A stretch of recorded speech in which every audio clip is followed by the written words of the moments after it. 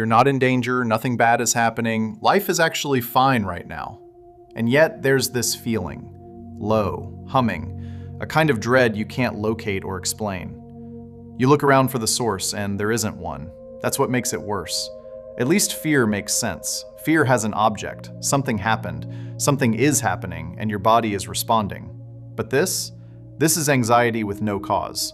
And for a lot of people, the absence of a reason makes it feel more alarming, not less. Here's what's actually happening. Your brain is not a passive organ that simply reacts to the world. It's a prediction machine. Before anything reaches your conscious awareness, your brain has already run it through a threat assessment model, a constantly updating simulation of what's likely to happen next, based on everything you've ever experienced. Friston, neuroscientist at University College London, describes this as the free energy principle. Your brain's primary job is not to respond to the world, it's to predict it and to minimize the gap between what it expects and what it actually gets. Most of the time, this works invisibly. Your brain predicts, reality confirms, no alarm. But when the predictions don't match reality, or when the brain assigns too much weight to possible threats, the system generates anxiety. Not because something is wrong, because something might be wrong. Your brain is running a simulation of threat, and the simulation feels real. Now layer on top of that something called interoception. Interoception is your brain's ability to sense what's happening inside your body. Heart rate, muscle tension, breathing patterns, gut sensations. Professor Sarah Garfinkel at the University of Sussex has spent years studying how interoception shapes emotional experience. Her research shows that your brain is constantly reading signals from your body and using them to construct your emotional state. The problem is that this process is imprecise. A slightly elevated heart rate from caffeine, from a poor night's sleep, from sitting too long, can be misread by your brain as anxiety.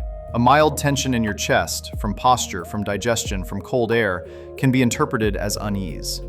Your brain detects an internal signal, scans it for meaning, and if the prediction model is already primed for threat, it files it under "something is wrong." You feel anxious. You look for the reason. You find nothing. The anxiety increases because you can't explain it, which produces more internal signals, which your brain reads as more evidence of threat.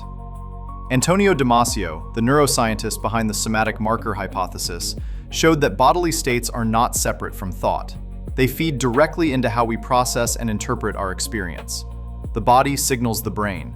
The brain interprets those signals, and sometimes the interpretation is wrong. This is also why anxiety tends to arrive in the quiet moments. When you're busy, your brain has an external world to track. The prediction machine is focused outward. The internal signals get less attention.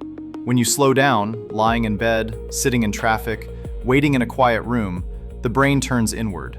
And whatever signals were there all along suddenly become much louder. The anxiety wasn't absent before. It was just not the loudest thing in the room. So what do? First, stop looking for the cause. Scanning for a reason maintains the threat prediction loop.